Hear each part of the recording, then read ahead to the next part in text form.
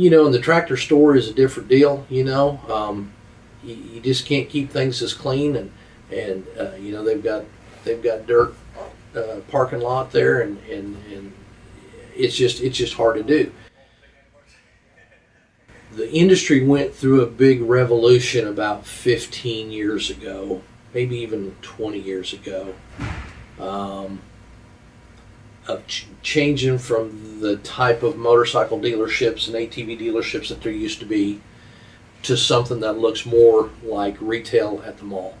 Okay?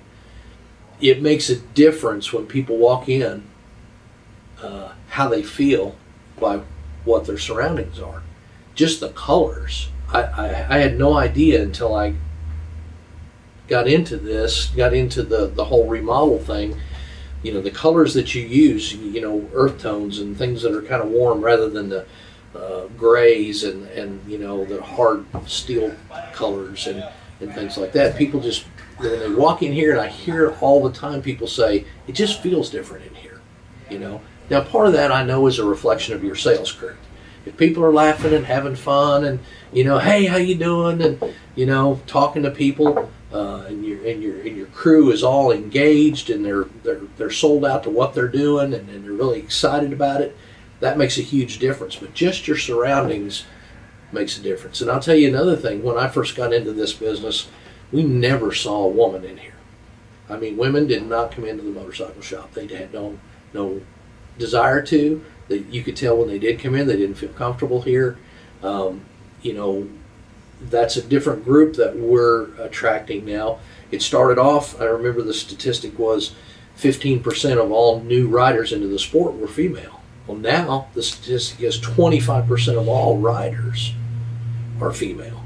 And with side-by-sides, I feel like that's even probably higher. So we're catering to a little different crowd. Okay, ladies, and I don't mean to sound, to stereotype anybody, but they like a clean, well-stocked, well-organized atmosphere. But yeah, when people can come in and it's an old rainy day and you can walk around in here for an hour. And where I had my inspiration for this was, let me first say, I'm not a hunter, I'm not a fisherman, I don't play golf. I just ride motorcycles.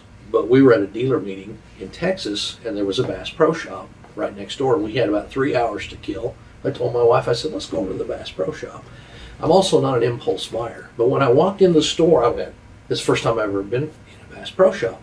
And I looked around and I said, this is a cool place. And I remember having the thought, I'm going to buy something. And I don't even know what it is yet. But I'm going to buy something before I leave here because this is a cool place. And I went, on the way home, I'm driving home, and I said, yeah, that's what we need.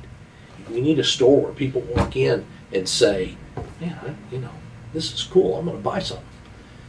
I mean, you're over your first hurdle right then. Because when someone walks in the door, I tell my guys, I don't ever want to hear you say, hi, can I help you?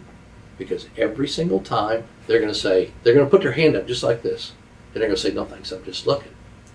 But if you walk in the door and you go, I'm going to buy something, you've already gone past step one of everybody's sales process that we teach. The first thing you got to do is get people to lower their guard so that you can talk to them. So if you don't get past that, you're wasting your time. So,